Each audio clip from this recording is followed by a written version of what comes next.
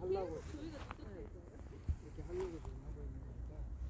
자, 그러면 자, 준비됐죠, 선생님? 잠깐만요.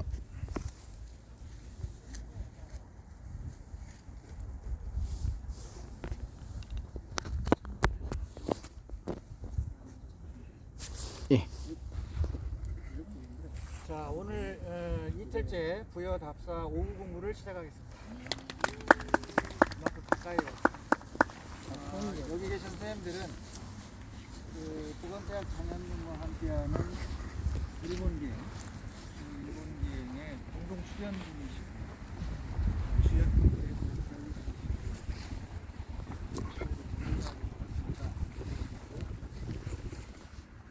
우리가 정림사지를 오게 되면 탑으로 바뀌더라고요. 두개가 많아요. 근데 지금 여기서 바라보면 탑 앞쪽에 중문지 사찰을 보는 분이 여기 학생 계단이 한분 서 계시죠? 제가 중문 다음에 탑이 있는 거고 여기도 원래는 본래 탑이 있었을 거라고 추측을 하고 있습니다. 그 다음에 그 탑 뒤에가 금당지예요. 지금 그 언덕 하나 보이죠? 그럼 저 뒤에 있는 건물은 강당터예요. 그렇기 때문에 그게 금당이 아닙니다. 저거는 후대에 이제 지어진 보호각의 개념입니다. 그런데 저기에 있는 이 건물 좀 마배지붕으로 되어 있는데 그 처마에 나와 있는 저것이 그러니까 우리 이 부여 동주에서도 우리가 임류각에서 하항구조로 봤잖아요. 그러면 이 안에 부소산에 있었던 삼충사라고 하는 건물도 사당 건물도 하항구조로 그러다 보니까 여기 정림사지의 본래 구조물 속에는 있을 수 있습니다. 저거를 건물을 석굴을 보호하기 위해서는 보호각 개념인데 그리고 밑에 양식했던 도로 했던 하항구조. 자, 일단은 이제 저 석탑을 만나기 전에 우리가 보통 사찰 앞에 가면 이런 연시가 있어요. 그래서 이 연시는 제가 일본에 가게 되면 이제 교토에 평등원이라는 데가 있어요. 평등원. 우리 한자로는 평등원이고 일본 말로는 교도인이라고 해요. 그래서 이 교도인을 가는 것은 일본 불교 미술의 어찌 보면 꽃이라고도 할 수 있는데 교도인. 거기에 이제 이 한반도의 고대 한국의 영향에서 물론 그 출발은 뿌리는 거기 계속 이었으니까 그게 또 이어가겠지만 일본의 분위기, 일본풍의 이제 불교의 그러한 향이라고 할까? 본격적으로 나오는 곳이 이제 교도인. 그래서 일본 동전에도 나와 있고 또 집회에도 그 교도인의 봉황당이 나오기도 하고 봉황. 그러면 거기에 가면 뭐가 있냐면 연시가 있어요. 저를 보신 기상 앞에 연시가 있어요. 여기 이제 이따가 익산 미륵사지를 가면 미륵사지 동탑석탑 앞에 들어가는데 뭐가 있어요? 연시가 있어요. 본래 불국사 앞에도 연시가 있었다고 해요.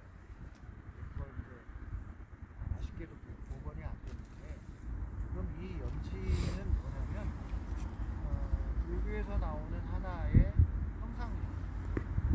그래서 우리가 이제 서방종포로 끝나갑니다. 보면 거기에 이 부처님이 앉아 계셔가지고 이 사람을 등급을 나눠줘요. 9개 품. 그래서 그걸 아미타 부처님의 수인이 있어요. 상생, 중생, 하생에서 각각 3개씩 해가지고 그래서 삼사무소에서 국품으로 나눠줘요. 그래서 이 사람이 평상시 이승에서 깨달음을 도를 깨달은 정도 알고만 살았느냐 알고 행했느냐 도를 깨우쳐서 실천하고 살았느냐 이런 거에 따라서 등급을 나눈단 말이에요. 그래서 그거를 들어가게 되면 이 등급을 나누는 연지가 있어요. 서강적으로 그 연못이 있단 말이에요. 그 연못에서 등급을 나눠서 앉게 되는 거예요. 그러니까 사찰 입구에는 이와 같이 서방정토를 상징하는 국품연지라고 그러거든요. 국품 연지. 자, 제가 한번 구품 연지를 이제 읽어드릴게요. 제가 읽으면 그 방송은 다 들어가니까. 서방에 있는 극락전포를 무방에서 만들었고 줄여서 연지라고 합니다. 이러한 이야기가 관무량수경에 들어있는데 이 극락정토에는 연꽃이 피어있는 큰 못이 있어요. 맑고 깨끗하고 바닥이 들여다 보이고 꽃들은 황금빛으로 빛나고, 그래서 이 극락정토의 성중들은 이 연지에 둘러앉아 설법을 듣는다고 적혀 있습니다. 그래서 이런 극락을 우리가 연화장세계라고 부르는 이유도 여기가 있습니다. 그래서 이제 이렇게 구품 연지에서 이제 일본에 가면 아미타 부처님을 많이 만나게 돼요. 이제 부처님의 수인이, 까무니 부처님의 수인은 뭐 이런 거 많이 봤잖아요. 근데 이 아미타 부처님의 수인은 이 손가락으로 이렇게 결정이 돼요. 그래서 올리냐 있냐 뭐 이렇게 다 이렇게 해서 붙이기도 하고, 그게 구품이 나온단 말이에요. 그래서 이 정림사지에 이거 그냥 연못을 수레에 만들어놓은 게 아닙니다. 발굴절과 여기가 연지가 있었고 그 연지를 지금 찾아서 이렇게 해놓은 거다. 그러니까 우리가 이제 부처님의 이 서방정토의 이 세계로 들어가면서, 진짜 우리가 지금 성인들만 8이죠. 그리고 5학년까지 하면 10, 애기는 빼고 10명만 등급을 나눈다고 하면, 초등학생 2명 빼고 8명을 등급으로 나누면 제일 상에 누가 있을 것이냐, 보고 싶은 분 다 여러분들을 최상에 올려서 상품 상생으로 올려서 서방정토에 극락왕생할 수 있도록 감사합니다, 부처님. 드려드리고,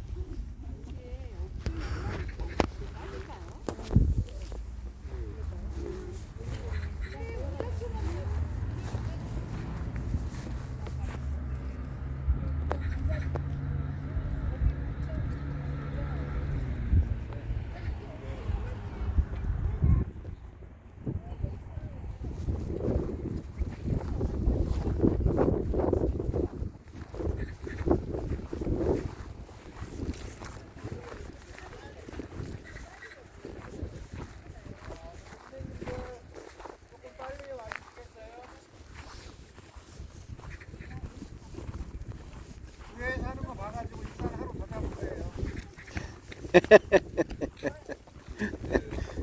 그래가지고는 어디서 자, 얼른 올라오셔서 이제 우리가 소품 연지를 통과했어요. 소방정토에 통과해서 와서 이렇게 바라보면 올라오셔서 이제 한번 보겠습니다. 이 자리가 바로 중문지라는 거 알겠죠? 아까 능선이 사지에서 중문에 그 추측돌이 있는 거 우리가 봤죠? 구글로 보면 추측돌 보이잖아요. 근데 옆으로는 회랑이 연결되는 거거든요. 자, 그러면 이 정림사지에서 우리가 일본과 관련된 주목해서 봐야 될 것은, 물론 여기 이 구품 연지로 생각되는 두 개의 연지가, 이건 밀사지도 2개입니다, 연지가. 그런데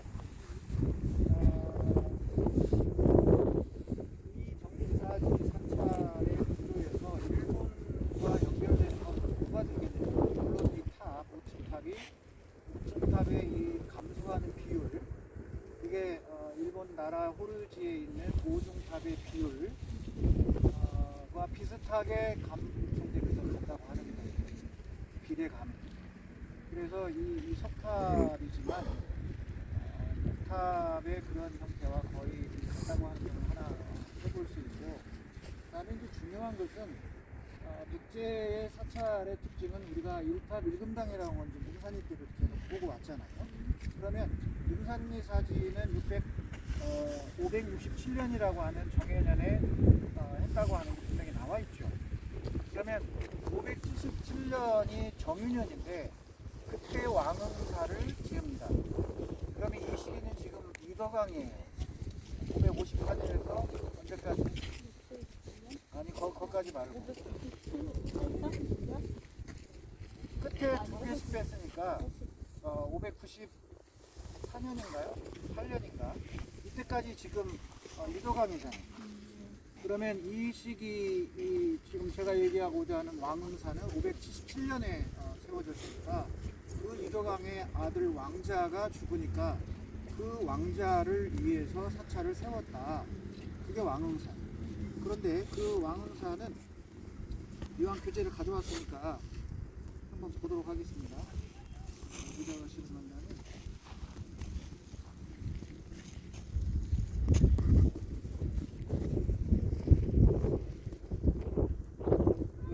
152쪽에서 보니까 보고요. 제가 2023년 12월 11일 날 여기를 푹푹 발 빠지면서 저 금강 뒤편으로 가가지고 여기를 답사를 갔어요. 그래서 이 답사를 가서 왕흥사지 금당에서 목탑지와 부소산을 바라본 전경이 되어 있는데 지금 앞에 그 가운데가 목탑지예요. 왕흥사. 제가 찍은 부분이 이제 금당 자리고 거기서 가운데 도로가 보이면서 앞에 부소산이 보이는 거예요. 그리고 이 수평선 뒤에가 금강이 흘러가요. 그러니까 이걸 보려면 구레나루터라고 하는 관광지가 있는데 거기서 바라보면 돼요. 시간이 많으면 선생님들이 모시고 왕흥사를 가볼 수 있겠는데 한번 가야 되잖아요. 시간이 없어서 못 가고 그냥 사진으로만 보여드립니다. 154쪽에 보면 여기 발굴을 했단 말이에요. 발굴을 했더니 이렇게 사리장엄구가 나왔어요. 이 사리장엄구를 부여박물관에서 볼 수 있습니다. 그러면 이 사리장엄구를 부여박물관에서 볼 수 있고요. 그 다음에 국립익산박물관에 가면 이륵사지에서 나온 그 아름다움을 떠나서 정말 수려한 이 사리장엄구의 병, 그 조각무늬가 어마어마합니다. 가사만 보시면 됩니다. 왕흥사라고 하는 병문이 새긴 수화성이 나왔고, 그래서 왕흥사 사리지 거기에 뭐가 써있느냐면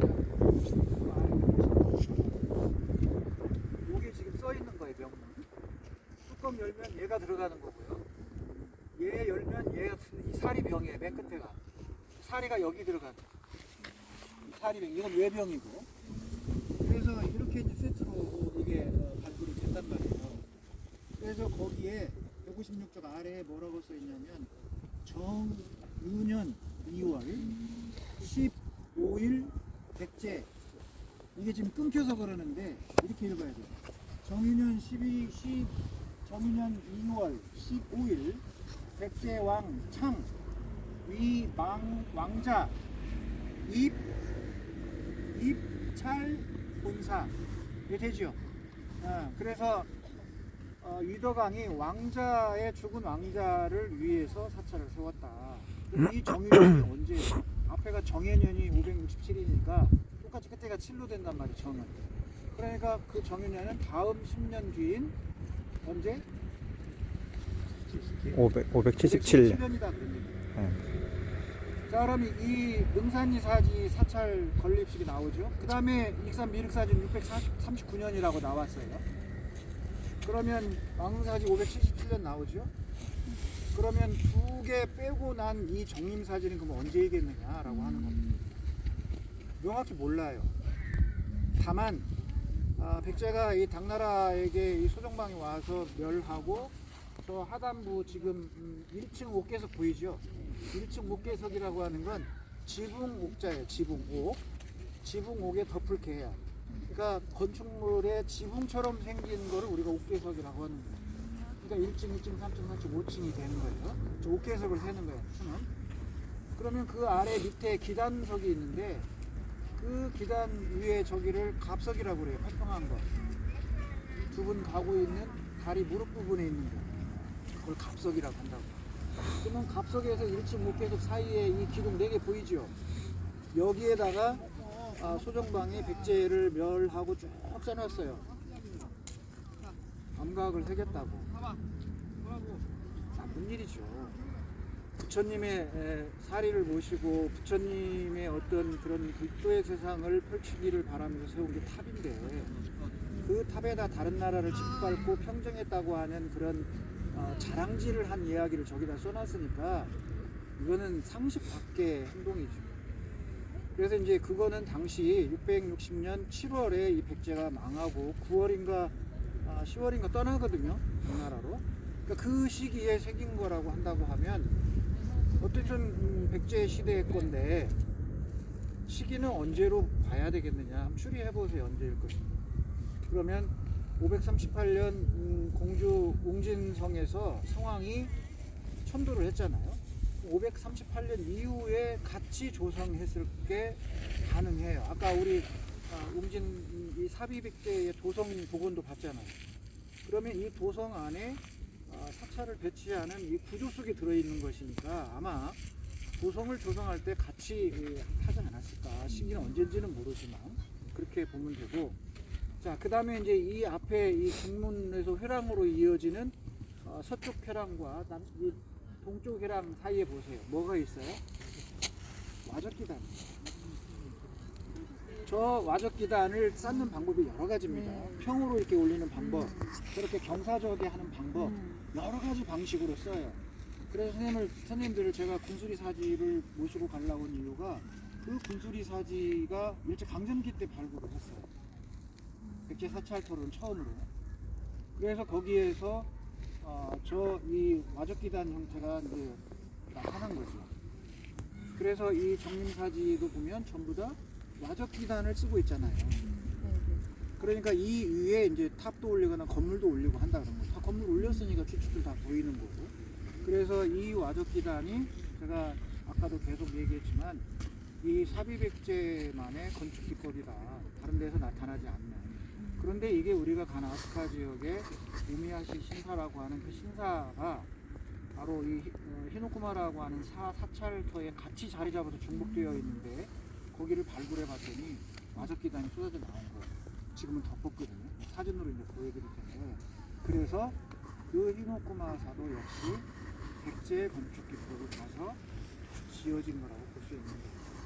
그러니까 우리가 일본을 갔을 때 이런 세세한 것들 하나씩을 적어낼 수 있어야 왜 이게 백제가 영향을 건네줬구나, 백제인들이 와서 했거나 이런 얘기를 왜 하는지는 예를 들어서 대벽 건물이라든지 그 다음에 뭐예요?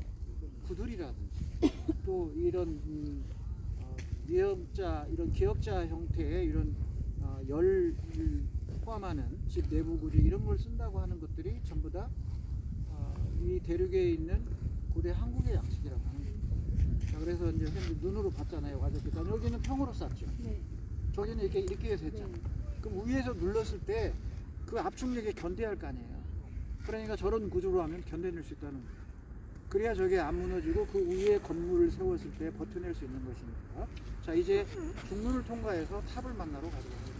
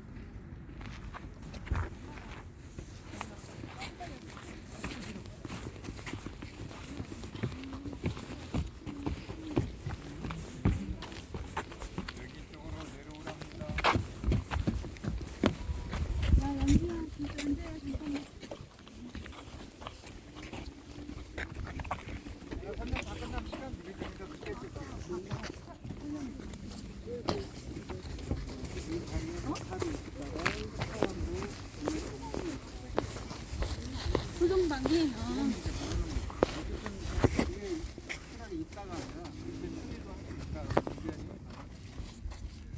우리가 이렇게 탑을 보면 정면에서 보지 말고 측면에서 봐요. 이쪽 면에 정면에서 보면 이것만 봐요. 정면만 봐요. 우리가 측면에서 봐야 밑으로 볼 수가 있어요. 이 자리가 바로 탑이. 그래서 보면 하단부에 이 건축도 있고 그다음에 이 기반부에서 올라가고 1층 목표까지 나무 조각을 다루듯이 나무 각진 나무를 다루듯이 돌을 달아서.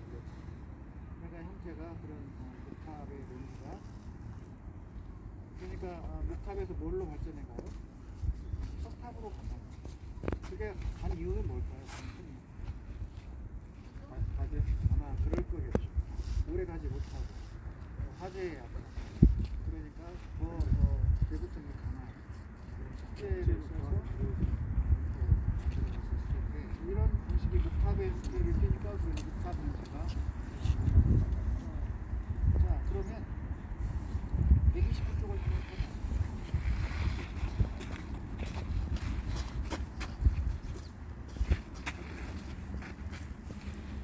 2015년 12월 19일 날 제가 찍은 사진 보면 이게 비스듬한 측면에서 찍어 그리고 129쪽에는 이 탑의 구조를 살필 수 있게 이름들을 다 써놨어요. 그러니까 여기 나중에 시간만 보실 때는 그 구조를 보시고 130쪽에 우리 정립탑 5층 탑의 구조와 각구 명칭을 지금 새겨놨습니다. 자 그러면 지금 정면에서 보이는 세로로 된 상사 그의 구조에서 130쪽의 구조에서 우주를 찾아가요. 우주 찾았어요? 그러면 양쪽 가에 양쪽 측면을 구급탑으로 먹는 거 있잖아요. 이거를 우주라고 한단 말이에요. 그러면 그 사이에 들어있는 안으로 내부에 들어있는 여기의 탄소를 뭐라고 한다? 면석 이렇게 얘기해요. 자 그러면 우주와 면석 이 땡이 불러서 감각서가 있다. 가에 새긴 글자가 있다 그런 거예요. 여기 찍어서 보면 글자가 보여요. 오른쪽에 우주를 보세요. 보이죠? 이게 바로 이 소동방이 썼다고 하는 백제의 평제. 백제를 제압하고 남겼다 해서 예전에는 평제탑이라고 불렀다고 하는 평제탑. 그래서 뒷부분에 이 대당평 평제라고 하는 그 부분을 따로 실어놨어요. 어디에 있냐면 137쪽 보세요. 대당평 백제국 비명 되죠. 그래서 여기에다가 바위에다가 새기는 경위와 방법 이런 얘기 써놨고 그 비명에 기록된 내용 이것들을 찾아서 전부 다 기록을 해놨습니다.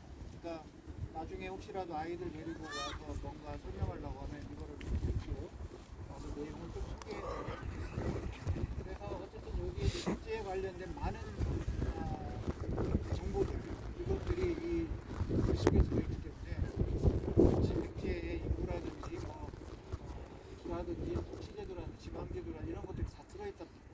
그래서 이거를 통해서 세세하게 더 알 수가 있는 자료입니다. 가까이도 합니다.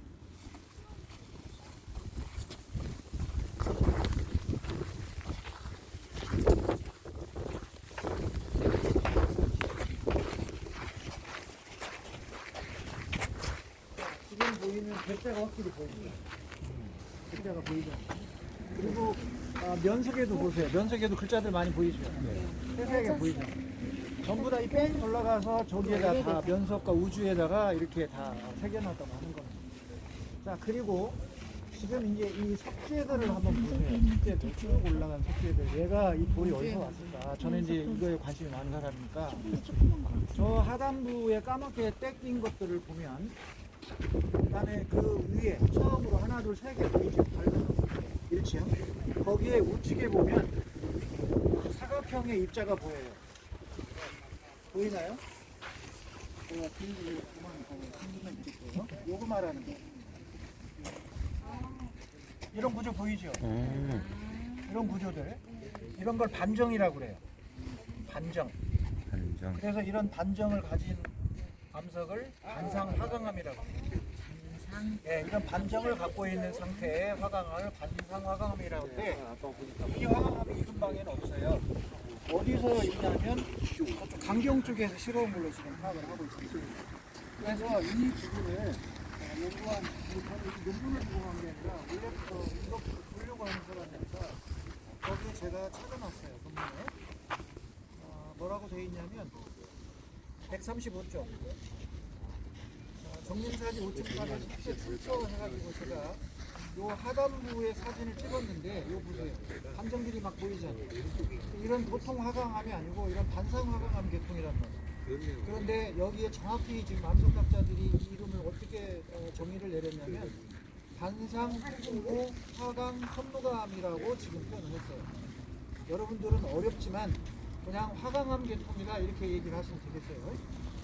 그래서 이런 화강암이라도 각섬석을 갖고 있느냐 이렇게 반상을 갖고 있느냐에 따라서 이름이 달라져요. 그래서 좀 볼 수 있는 사람들은 그냥 다 똑같은 화강암이라고 하겠지만 볼 수 있는 사람 그렇게 생각하고 각섬석이 들었다 했더니 각섬석 소금 화강암 흔치 않은 거거든요. 그래서 근처에 화강이 많아도 각섬석 옆으로는 동일한 석재가 아니니까 순천을 다른 데 찾아야 돼요. 얘는 반정을 갖고 있으니까 근처에 반정을 갖고 있는 화강암을 찾아야 되는 거예요. 읽은 방에는 없어요. 전수조사를 다 했지만. 그래서 찾아봤더니 강경, 금강이잖아. 그 강경에 옥녀분과 화산이라고 하는 데가 있는데 거기하고 석재가 똑같다는 걸 확인했어요. 자, 그러면 바다로 해서 물로 실어갖고 왔겠지. 아니 강으로 해가지고. 여기가 어디예요? 부여장. 그러면 강경이면 어디예요? 아래장. 그러니까 밀물 때 싣고 끌고 와야 되는 거거든요. 이런 식으로 실제를 옥상으로 이동했거나 수상으로 이동했거나 어떻게든 이동했겠지만 춘천은 남쪽에 있는 강경에 있는 화강암이다. 아까 우리가 능산리에서 왕릉원에서 1호총의 동쪽 석벽과 북쪽 석벽 그렇죠? 그리고 들어가는 연두의 천장돌이 다 뭐였어요? 안구상 꿀마암이었잖아요. 그거는 어디냐면 송국리 쪽 더 나가야 있거든요. 석성 쪽에. 그러니까 거기서 가져다 쓴 거잖아. 그럼 얘는 여기가 아니고 강경 쪽에서 가져왔다. 이렇게 추리를 하고 맞춰가는데 이제 암석을 조사해서 화학 분석을 하면 정확하게 맞아 떨어지는 거 화학 분석까지 하거든요. 이게 누가 해야 할 일이에요? 암석학자들이 해줘야 될 일이에요. 그래서 이거를 연구를 해서 예출처가 거기다라고 찾아낸 거예요. 저희가 이제 일반인이 보면 아름다움에만 매료되어 있겠지만 저처럼 연구하는 사람 입장에서는 조석재는 도대체 어떤 일을 가지고 있고 그리고 근처 어디에서 출처를 찾아보고 그 지역의 지질을 찾아보고 거기 치료하고 여기 시료를 대체해가지고 화학 분석을 시키면 똑같은 걸 알 수가 있는 거죠. 이렇게 판명해 나갑니다. 그래서 광개토대양비가 응이암인데 그 근방에는 의미함이 없거든요. 이것도 어디서 가져왔을까? 이런 식으로 추리를 통해서 좀 더 과학적으로 과거의 사실들을 하나씩 확인해 갈 수 있다. 광개토대양비도 어디서 옮겨왔다 이런 주장도 금방 나와. 옮겨다 거기다가 놨다. 뭔가를 왜곡하기 이런 주장도 그런 측면에서 유관된 쉽게 컨트롤을 하고 연구하면 세계적으로 더 가까이 갈 수 있겠죠. 자, 이렇게 해서 여러분들이 이쪽으로 한번 와보세요. 보시면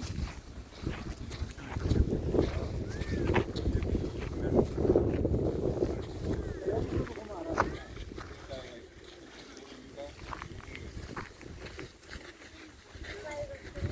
자, 여기서 보면 1층 옥계석이 세 부분으로 구성되어 있어요. 가운데 하나 들어가고 양쪽에 지붕 처리된 처리. 저 옥계석의 곡선이 얼마나 또 수려하냐, 그 다음에 각이 얼마나 졌느냐 이런 것들로 또 양식을 구별하기도 합니다. 자, 이거를 비교해 주기 위해서 선생님들께 뭐를 제가 하나 제공해 드리냐면 교재에 230쪽을 한번 펴보세요. 혼자 비를 맞으면서 이거를 찍으러 다녔습니다. 어디 보령까지 갔습니다.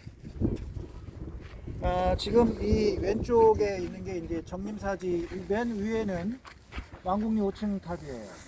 맨 상 좌측에 있는 거. 야, 보수하기 전에 이렇게 밑에 기단부에 이 면석 우주하고 면석이 이렇게 벌어져 있었답니다. 이렇게 벌어져서 이걸 이제 조사하다가 여기서 바로 사리장원구를 찾아내게 되고 또 세상을 깜짝 놀라게 해줬죠. 자, 그 다음에 이제 이쪽은 제가 뒤로 가면서 보령에 가서 유사한 탑들을 찍어온 건데 비교하라고 한 거예요. 한 장 넘겨보세요. 232쪽에 234쪽.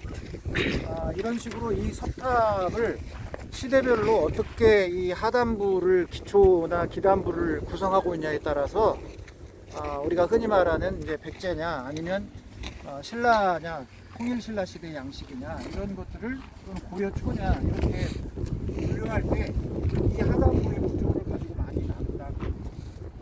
그래서 요거를 이제 참고해서 보시고요. 이거는 PDF 파일로 제가 다 공개를 해놨으니까 그 사진을 컬러로 확인해서 보시면 되겠습니다. 그러면 이제 이 탑하고 이따가 갈 왕궁 요충 탑하고 우리는 거의 구별을 못 하겠어요. 그래서 그거를 고려 전기다 남북 시대에 그 신라 시대가 여러 분쟁이 있었지만 거기에서 나온 사리 장엄구를 가지고 판단할 때 백제 거다라고 하는 주장을 저는 동의하고 있습니다. 그런데 이런 부분 사리 장엄구하고 그 탑의 양식을 제가 왕궁리 우측탑에 가서 직접 설명을 통해 드리겠습니다. 그러니까 이걸 잘 봐줘야 돼요. 그리고 이 사진을 비교하면 맨눈으로 보는 이 백제 양식의 우측탑하고 그 다음에 또 맨눈으로 가서 볼 왕궁리의 우측탑하고 과연 다른 것인가 완전 양식이. 그렇다면 시대가 더 뒤로 가고 하겠지만 그렇지 않다. 여러 연구자들에 의해서 동일한 백제 거다라고 얘기하는 데 저는 동의를 하고 거기에 나온 사리 장엄구의 금속공의 양식이 익산 미륵사지에서 나온 사리 장엄구하고 똑같은 사람이 했다고 지금 보고 있는 거예요. 그거는 그 국보를 직접 눈으로 봐야 알아요. 이 양식이 일본의 나라의 이제 후지노키 부분에 가서 거기에 이 금속 공예 부분들이 나와 있거든요. 거기 들여다보면 그 양식이 막 들어 있어요. 그래서 그거를 제가 찾으면서 이것도 영향이구나 이렇게 그러니까 이런 보는 눈을 길러야 되고 저기 안에 뭐가 들어 있냐면 숯불이 들어 있어요. 근데 숯불은 이거하고는 다른 후대 건데 사진만 하나 보여드릴게요.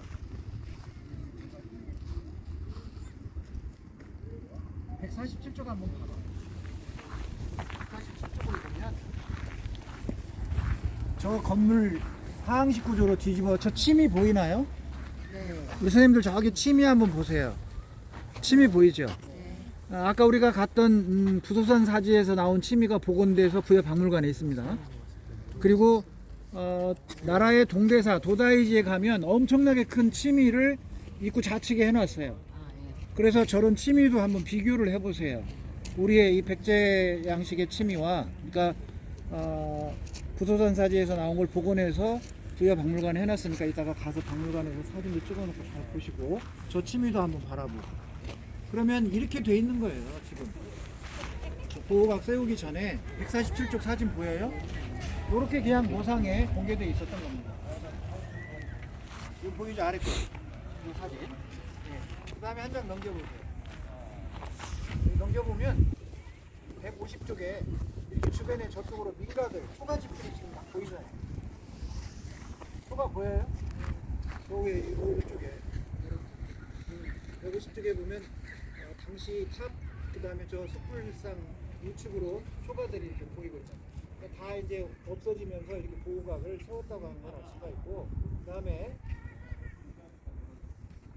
한 장 앞으로 넘기면 149쪽에 이 하단부부터 욕구문이나 안상이 들어있는 이 기단부 이런 목련 엎드려 있는 연을 북년이라고 이렇게 하는 악년이라고 이런 연들의 성체를 보니까 다 달라요.